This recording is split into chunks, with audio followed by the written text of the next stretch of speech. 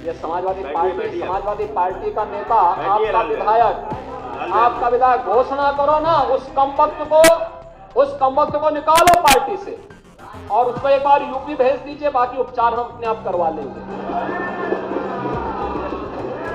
औरंगजेब की तारीफ कर सपा नेता अबू आजमी बड़ी मुसीबत मोल ले बैठे। बीजेपी और उनके साथी दलों ने अबू आजमी के खिलाफ मोर्चा खोल दिया है। विधानसभा से सस्पेंड तक कर दिया गया। इस बीच मुख्यमंत्री योगी आदित्यनाथ भी सीधे विधान परिषद से अबू आजमी को यूपी भेजने की बात कह गए। अपने नेता की फजीहत होते देख अखिलेश यादव भी अब मैदान में आ गए। अखिलेश यादव ने खुलकर अपने विधायक का समर्थन किया। उन्होंने अबू आजमी को निलंबित किए जाने पर कहा कि कुछ लोग अगर सोचते हैं कि निलंबन से सच की जुबान पर कोई लगाम लग सकता है तो वो गलत सोचते हैं। अखिलेश ने एक्स पर लिखा कि निलंबन का आधार यदि विचारधारा से प्रभावित होने लगेगा तो अभिव्यक्ति की स्वतंत्रता और परतंत्रता में क्या अंतर रह जाएगा।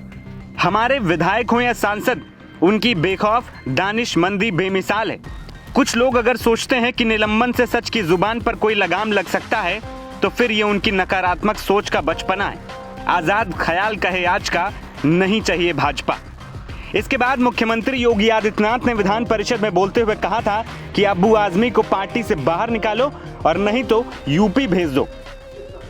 ये समाजवादी पार्टी का नेता, आपका विधायक घोषणा करो ना, उस कमबख्त को निकालो पार्टी से और उसको एक बार यूपी भेज दीजिए, बाकी उपचार हम अपने आप करवा लेंगे। जो व्यक्ति छत्रपति शिवाजी महाराज की परंपरा पर गौरव की अनुभूति करने की बजाय लज्जा महसूस कर रहा हो और औरंगजेब को अपना नायक मान रहा हो, क्या उसको भारत के अंदर रहने का अधिकार होना चाहिए क्या? और समाजवादी पार्टी को इसका जवाब देना चाहिए। एक तरफ आप कुंभ को कोसते रहे और दूसरी तरफ औरंगजेब जैसे दुष्ट और क्रूर।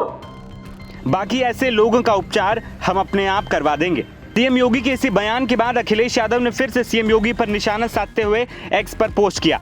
अखिलेश ने एक्स पर अवधी भाषा में पोस्ट लिखते हुए कहा कि जब आपन कुर्सी हिले तब है, मन का आपा खोए, ऊ का औरन के इलाज करे जो खुद बीमार होए। दरअसल अबू आजमी ने कह दिया कि औरंगजेब एक महान प्रशासक था और उसके समय में भारत को सोने की चिड़िया कहा जाता था। औरंगजेब के शासन के दौरान भारत की जीडीपी 24% थी, जिसकी वजह से अंग्रेज भारत की तरफ आकर्षित हुए और वो भारत आ गए। इसी बयान के बाद अबू आजमी फंस गए और ये कहना गलत नहीं होगा कि इसी के बाद उनके बुरे दिन भी शुरू हो गए। फिलहाल इस मामले पर जमकर सियासी बयानबाजी हो रही है।